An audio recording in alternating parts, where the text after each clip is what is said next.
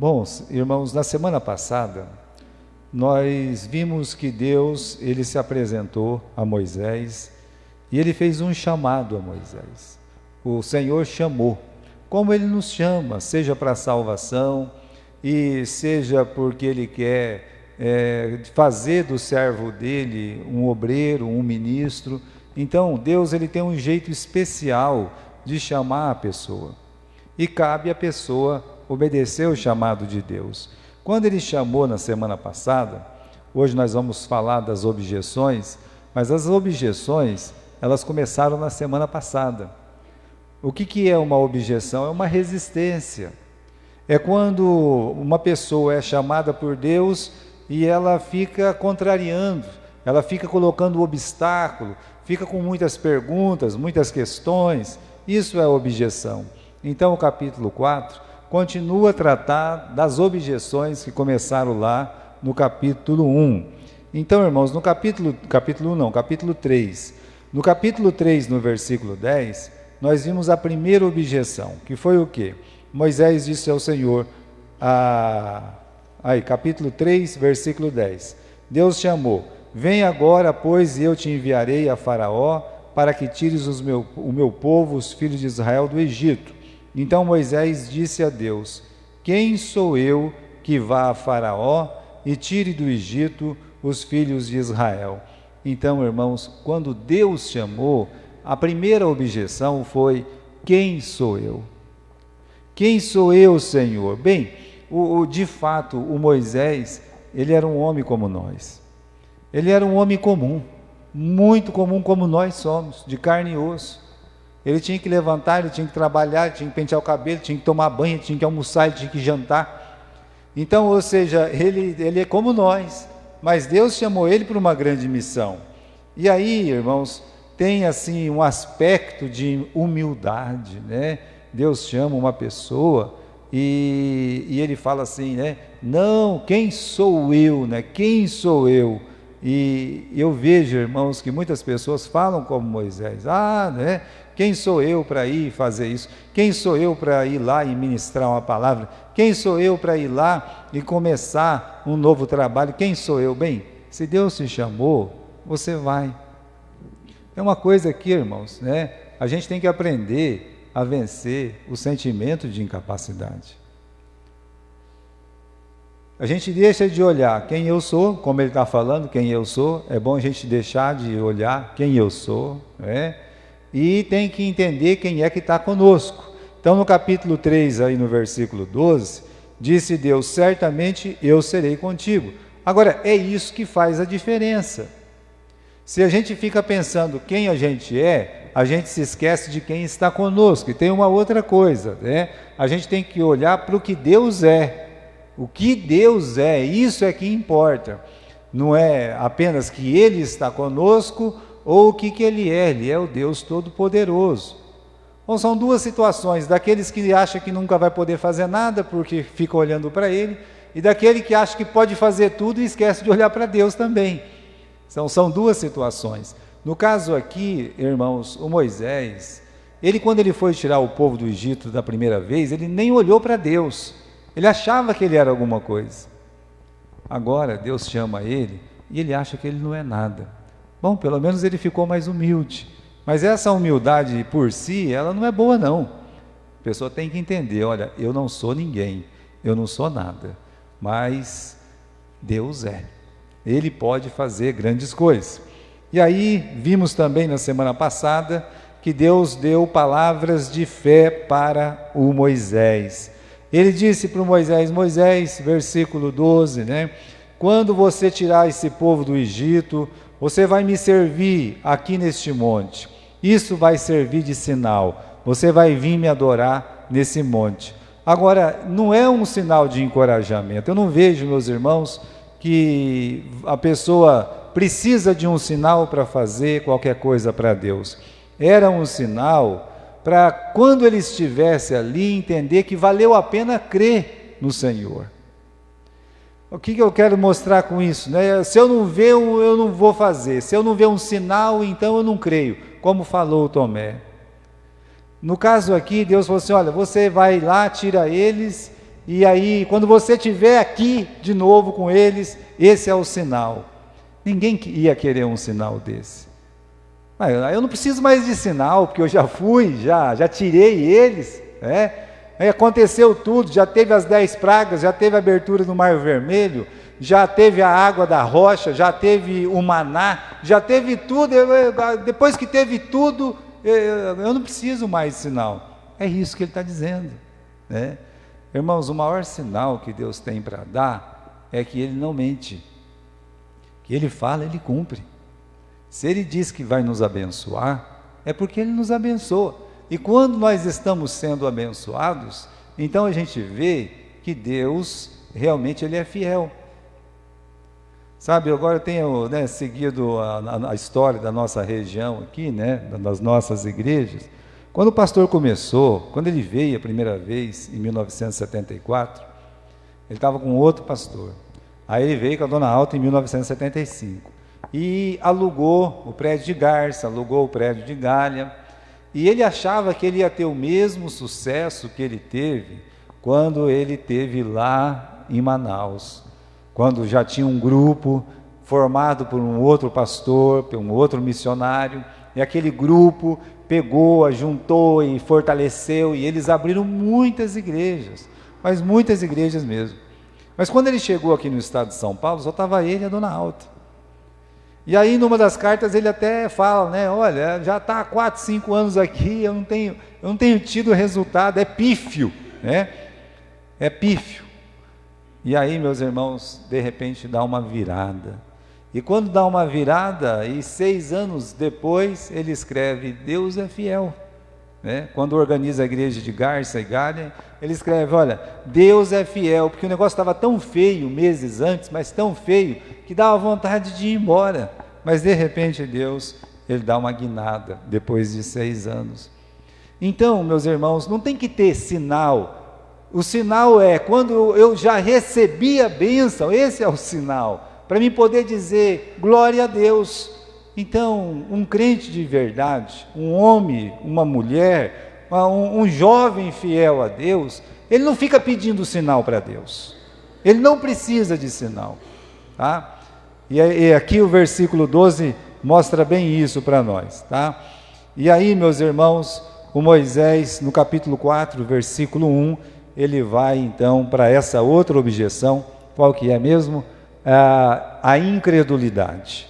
Versículo 1, então respondeu Moisés e disse, mas eis que não me crerão, nem ouvirão a minha voz, porque dirão, o Senhor não te apareceu. Bom, ele está dizendo não, ele está dizendo um nem, eles não me crerão, nem me ouvirão. De novo, o Senhor não te apareceu. Ele está colocando um monte de coisa na cabeça dele que realmente, de fato, não existia lá na frente. Mas o Satanás faz isso. Ele coloca um monte de coisa na nossa cabeça. Não vai dar certo, não vai vir ninguém, sabe? Não adianta, nem adianta você ir, sabe? É assim. O inimigo sempre, você querendo fazer uma visita para aquela família, para a pessoa vir para a igreja, para servir a Deus, vai recusar, vai dizer não, aí o diabo diz assim, nem adianta você ir, porque não vai vir mesmo, e aquilo fica na nossa cabeça, vai impregnando na nossa cabeça, a ponto da gente, então eu nem vou fazer nada. É isso que o diabo quer, que a gente tenha desculpa, tipo não, tipo nem. Por quê? Porque é cômodo para nós. Não vão me ouvir, então, pronto, eu não vou, não vão me crer e nem vão me ouvir. E vão dizer que o Senhor não me apareceu. Bem, eu lembro os irmãos que essa palavra dele é contra a palavra que Deus já tinha dito. No capítulo 3, versículo 18, quando Deus já tinha falado para ele, no capítulo 3, no versículo 18, eles vão ouvir a tua voz. Deus não colocaria no seu coração, Deus não mandaria você pregar, falar do amor de Deus, se Ele, meus irmãos, não tivesse um projeto para isso. Ele não mandaria os discípulos dele ir por todo o mundo e pregar o Evangelho, se naqueles lugares do mundo não tivesse alguém para ouvir a palavra de Deus e crer em Jesus Cristo. Por isso, a gente não pode se mostrar incrédulo. Mas olha como é importante essa palavra aqui, tem uma lição muito importante aqui. A coisa mais difícil para nós não é vencer a incredulidade dos outros, a incredulidade alheia. Não, meus irmãos, isso aí não é a coisa mais difícil. A coisa mais difícil para o crente, é vencer a incredulidade que está no seu próprio coração. Porque a incredulidade alheia, quem tem que tratar disso é o Espírito Santo, é Deus. É Deus que convence a pessoa do pecado, da justiça e do juízo. Não somos nós. Eu só tenho que pregar, eu tenho que semear, eu tenho que regar, e é Deus que vai fazer a obra, é Deus que vai dar o crescimento. É isso que nós devemos fazer. Então, irmãos, a maior barreira, como eu vou vencer a incredulidade do perdido? Não é problema seu, nem meu. Você tem que vencer a sua própria incredulidade.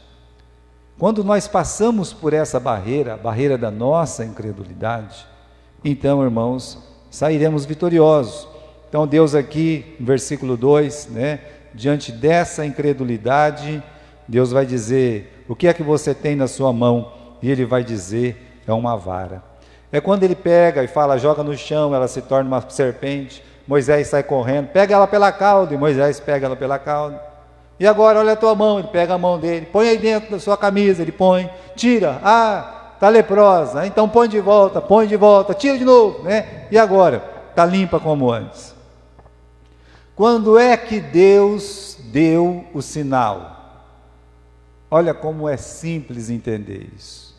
Deus deu o sinal a partir da incredulidade. Isso nunca é bom. Eu tenho dito, isso não é bom. O cristão, ele não precisa de um novelho molhado ou um novelho seco. O cristão não precisa de nada disso. O cristão, ele precisa fazer o que Deus está mandando e crer que Deus vai operar. Olha, Deus usa o que nós temos por causa da nossa incredulidade, mas olha essa palavra aqui, que Deus fala, o que é isso na sua mão? O que Ele tinha na mão dele? Não era nada de espetacular. Ele, meus irmãos, não tinha ali um manual de teologia, ele não tinha ali, uma parafernália musical, ele não tinha nada disso. A única coisa que ele tinha era um cajado. Então Deus disse assim: bom, é isso que você tem na sua mão? Então pega, joga ele lá. Agora, irmãos, é impressionante que aquele cajado era a única ferramenta que ele tinha mesmo, e olha o que Deus pôde fazer com um cajado. Deus pode fazer ele virar uma serpente, Deus pode fazer ele bater no chão e virar piolho e coisas assim. Deus pode, meus irmãos, fazer com que ele bate na rocha e saia água. Olha, é o que Deus pode fazer com um cajado. A questão não é o cajado, é a questão que está atrás do cajado. Agora, o que está atrás do cajado é o que está atrás de nós. Ou, se não está atrás, você pode colocar ele na frente. Porque é Deus, meus irmãos, é Deus. Não tem nada a ver com o cajado. Não tem nada a ver com uma mão, se ela está limpa, se ela está leprosa. Tem a ver com Deus, com o que Deus vai fazer através de nós. Então aqui está, Deus, quando Ele tirou Moisés e disse para o Moisés subir no Monte Nebo, porque tinha encerrado a carreira dele, ele não aceitou. Ele disse: não, Senhor, eu queria ver a terra prometida. Ele não estava aceitando que ele ia morrer. E Deus disse: pode chorar, pode espernear, você não vai mesmo. Pronto, acabou. Meu não é não. Aí Deus deixou ele ver a terra prometida, tudo, mas ele morreu lá no Monte Nebo. E quando ele foi convocar o Josué, ele não disse: Josué, olha, é o seguinte, o Moisés morreu, mas eu tenho uma coisa para você aqui maravilhosa. Sabe o que é? O cajado, Ele poderia ter dito isso: vou dar o cajado para você, bateu o negócio, vira aí, você vai ver só, né? É tipo a varinha do Merlin, bateu, acontece. Irmãos, não foi isso que Deus deu para ele. Deus olhou para ele e disse: olha, não temas, seja corajoso, tá? Seja corajoso, não tema. E olha, não aparte do livro desta lei, nem para a esquerda, nem para a direita. Deus deu a palavra para ele. Não foi nada de coisa assim, que pudesse ser uma coisa, que coisa, hein? Estou com a varinha de Moisés. Não, Deus pegou para ele e disse para o Josué, vai lá, né? Seja valente. Acabou. É o que nós temos o que Moisés tinha, que é a palavra de Deus. Nós temos o que Josué tinha, que é a palavra de Deus. Então, meus irmãos, nunca vai nos faltar recurso, nunca vai faltar meios, não é? Às vezes as pessoas falam, não consigo um grande resultado porque eu não tenho os meios suficientes para isso. Isso para mim é uma grande bobagem. Logo que eu cheguei para fazer o seminário, teve uma reunião dos líderes lá, eram 5 ou 6 igrejas, congregações. Eu me lembro perfeitamente, né? O pastor falou assim, olha, vocês estão precisando de ajuda em alguma coisa? Aí tinha um que falava muito, né? Ele disse, olha pastor, um problema muito sério, né? Porque a igreja do senhor, por exemplo, né, tem aí esse retroprojetor, nossa não tem. Aí o pastor falou uma frase lá, né? Que depois ele foi voltando àquela frase muitas vezes, nunca vou esquecer. O camarada achava que a igreja não ia para frente, por quê? Porque não tinha um reto projetor, que hoje é o data show, mas antigamente era o reto projetor. Ele achava que uma igreja que não tivesse um reto projetor, nem sei se pode ser chamado de igreja, né? Pois bem, o pastor João disse, meu filho, quem não faz sem, não faz com. Quem não faz sem, não faz com. O que isso quer dizer? Se você não está preparado para ir lá e fazer o trabalho de Deus sem um reto projetor, se alguém der um reto projetor para você, não vai fazer do mesmo jeito. Aí a pessoa fala, eu não vou fazer visita, porque eu não tenho um carro para fazer visita, né? Se você tivesse, você não faria. Perdão, se você tivesse, você não faria. Essa é que é a verdade. Porque quem não faz sem, não faz com. Geralmente Deus vai dar para quem tem o quê? Para quem já está fazendo. Para quem já vai lá e busca, e vai de qualquer jeito. Eu digo, a nossa igreja hoje, nós somos privilegiados. Temos 2 Kombi e uma van. Mas a maioria das pessoas aqui, e até os que dirigem, né, alguns deles, eles buscavam as crianças de que jeito? A pé, não é? A pé, fazia sem. Quem faz sem vai estar firme para fazer com, mas quem não faz sem também não vai fazer com. Por isso, meus irmãos, aqui Deus pode se servir dos instrumentos mais fracos. É uma vara para Moisés, o chifre do carneiro tocando, derrubando os muros de Jericó, uma funda para um pastor derrubar um gigante como Davi fez com Golias. É insignificante o que Deus vai dar na sua mão, ou até você de mão limpa, é insignificante. O que importa é o que Deus vai fazer. O que importa é o que Deus faz. Isso é o que importa. Então, meus irmãos, resolvida essa objeção, tem uma nova aí no versículo 10. Moisés fala assim, eu não sou homem eloquente, nem de ontem, nem de anteontem, né? E nem ainda desde que tenho falado ao teu servo, porque eu sou pesado de boca, eu sou pesado de língua. Eu acho essa declaração dele muito interessante. Sabe por quê? Porque a palavra de Deus diz no livro de Atos que ele era um homem lá no Egito, né? Veja como mudou. Ele era eloquente em palavras e obras, poderoso, diz lá, poderoso em palavras e em obras. Quer dizer que ele, meus irmãos, ele era uma espécie de Herodes o Grande. Ele sabia conduzir as massas com a palavra. Sabe que isso é bom, mas é perigoso. Uma pessoa que sabe dominar a massa. Olha, o Hitler era uma pessoa excelente para isso. Os alemães ficavam vibrados quando ele ia lá naquele radinho lá e falava do jeito. Para a gente aqui que tem uma língua diferente da língua deles, a gente acha que não é legal. Mas para eles, a forma como ele falava, o entoamento da voz dele encantava as pessoas. E as pessoas ficavam vibrados. Então ele devia ser assim, uma pessoa super eloquente, mas depois de 40 anos, eu não sei o que aconteceu com a voz dele. É muita convivência lá no meio do mato, naquela montanha, né? Então eu sei que a boca dele ficou pesada, deu um trauma nele lá. Será, meus irmãos, o que aconteceu? Que estava lá.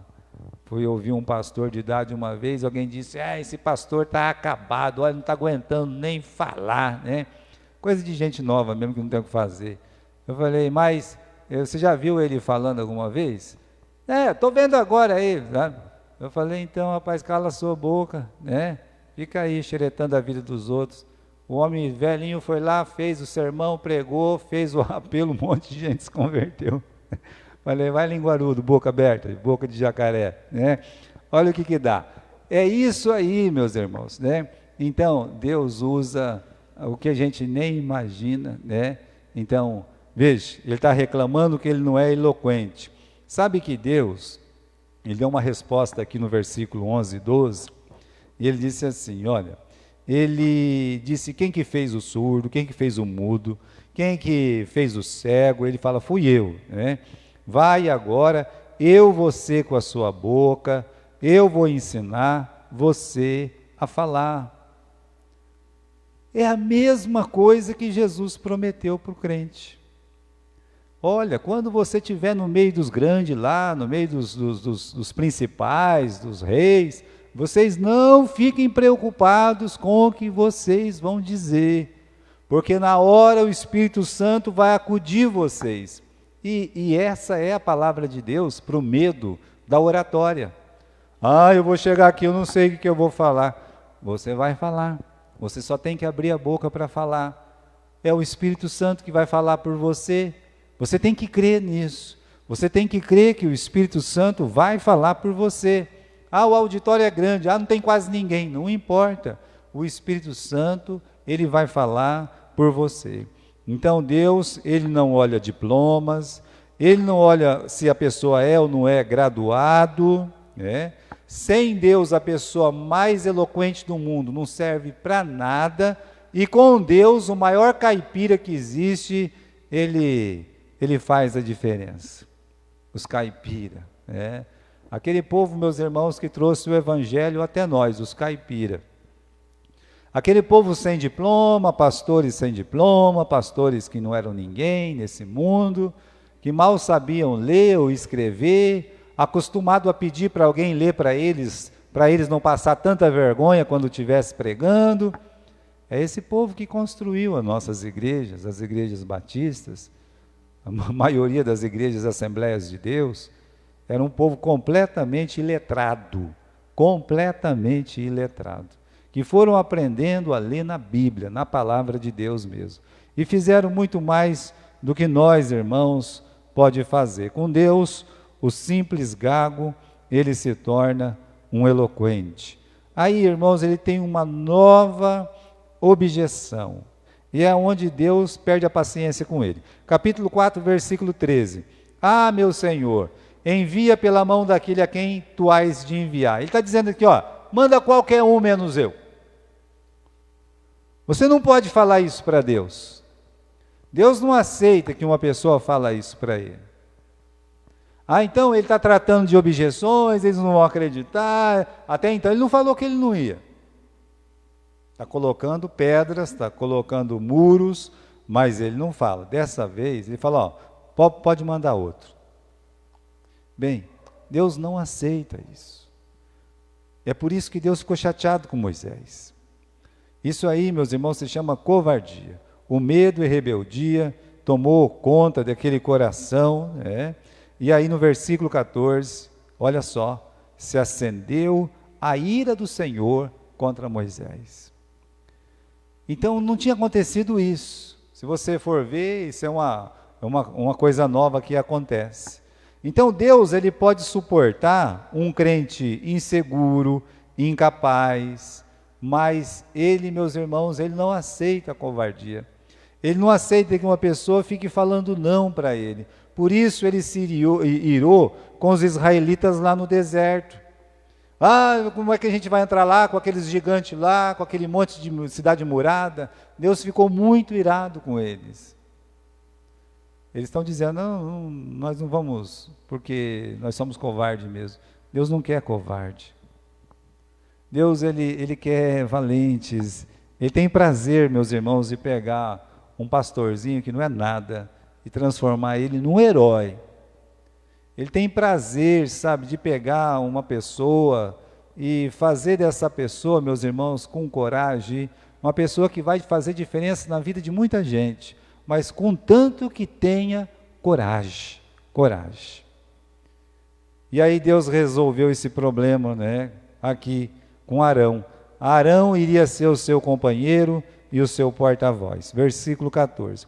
Então se acendeu a ira do Senhor contra Moisés. Não é Arão, levita, teu irmão? Eu sei que ele falará muito bem, e eis que ele também sai ao teu encontro. Vendo-te, se alegrará em seu coração. E tu lhe falarás, e porás as palavras na sua boca.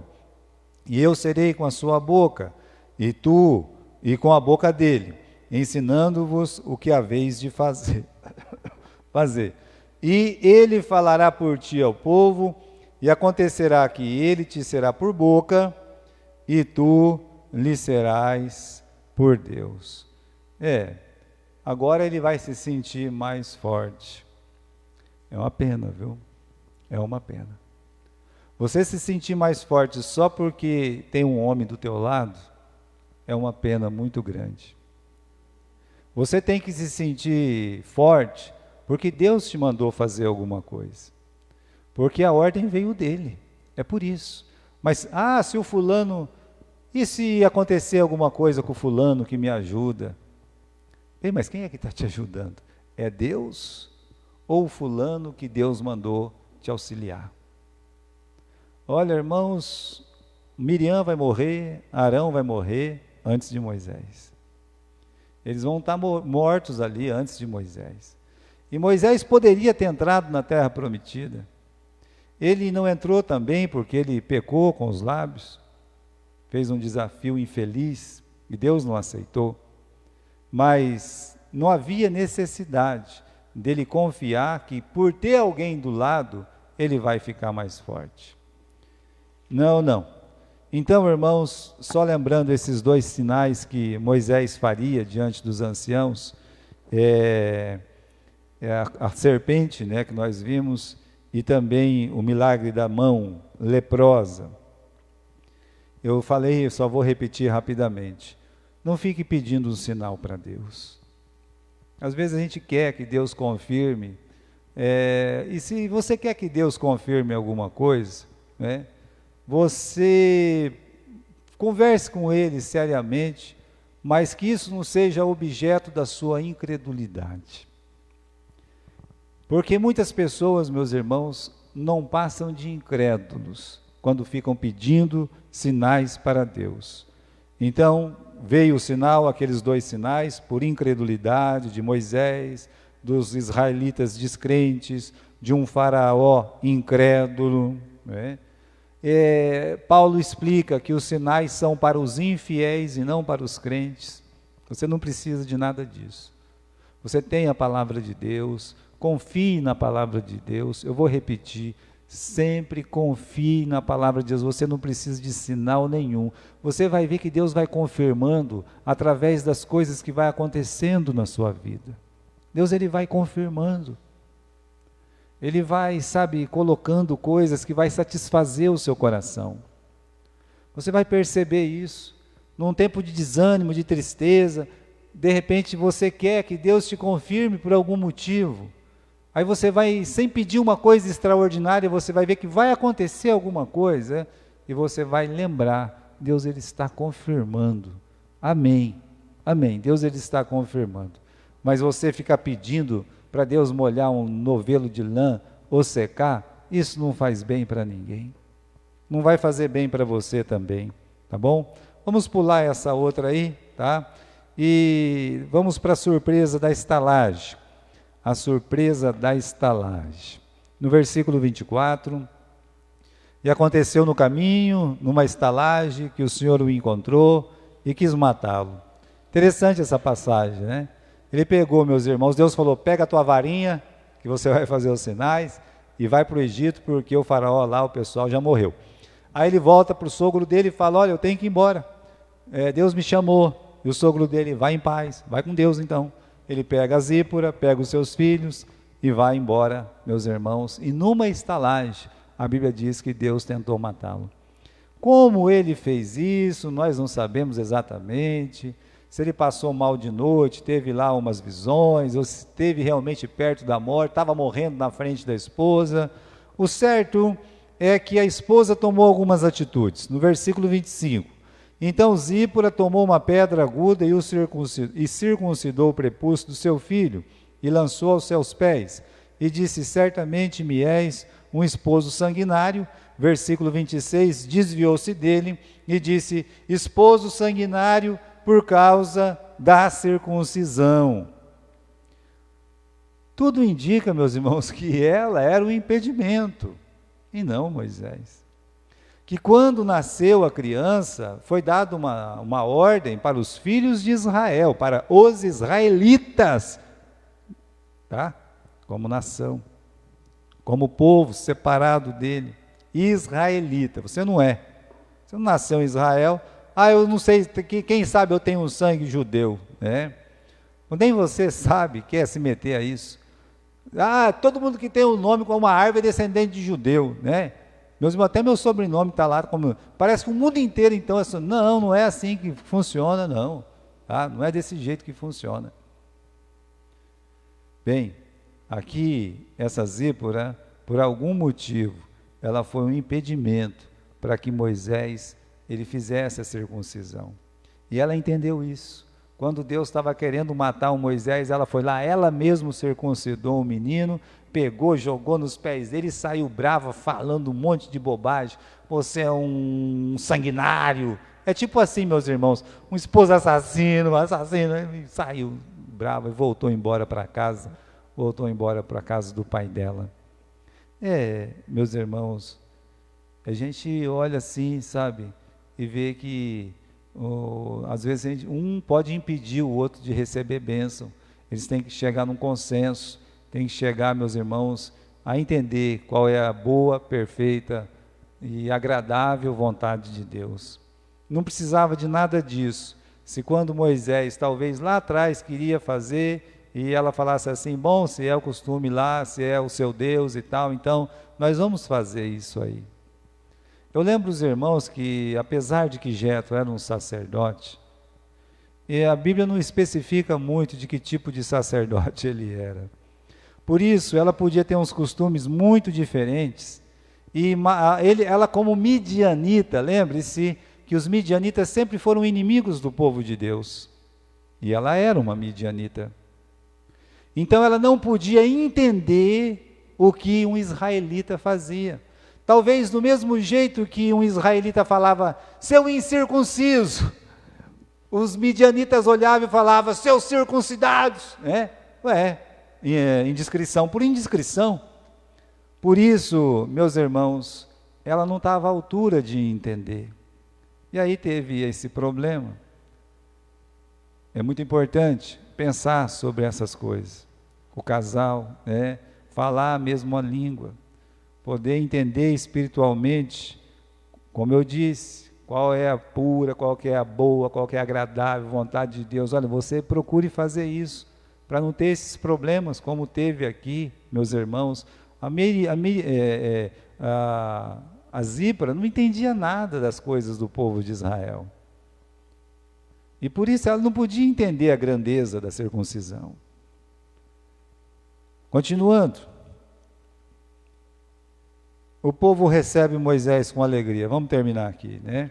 Então ele chegou, ali no versículo 27, vai ao deserto, disse o Senhor, ao encontro de Moisés, falando para o Arão, E ele foi e encontrou-o no monte de Deus e o beijou. E relatou Moisés a Arão todas as palavras do Senhor com que o enviara e todos os sinais que lhe mandara.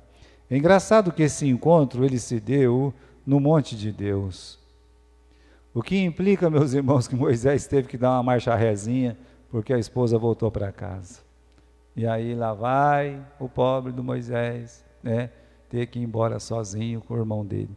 Então perceba, né, que coisinhas que são pequenas, quase que separou. Depois o Jetro vai levar a esposa de volta, nós vamos ver isso lá na frente. Mas coisas pequenas realmente separam casamentos. Separam pessoas que estão unidas. Essas coisas pequenas. Por isso, Arão saiu ao seu encontro, o povo recebeu com alegria. Lembra que ele falou? Eles não vão me aceitar, eles não vão me receber, e não aconteceu nada disso. Versículo 29, foram Moisés e Arão, e ajuntaram todos os anciãos dos filhos de Israel, e Arão falou todas as palavras que o Senhor falara a Moisés, e fez os sinais perante o povo, e o povo creu. Fez os sinais e o povo creu. Vou lembrar vocês, fez os sinais e o povo creu. Não precisava de nada disso. E quando ouviram que o Senhor visitava os filhos de Israel e que via sua aflição, inclinaram-se e adoraram. Pelo menos na hora de inclinar e adorar, foi porque Deus tinha visitado. É a palavrinha mágica. Deus certamente vos visitou. É a palavra de Abraão, é a palavra de José, é a palavra de Moisés, é a palavra do próprio Deus. Deus certamente vos visitaria. Dizia e agora disse, Deus vos visitou.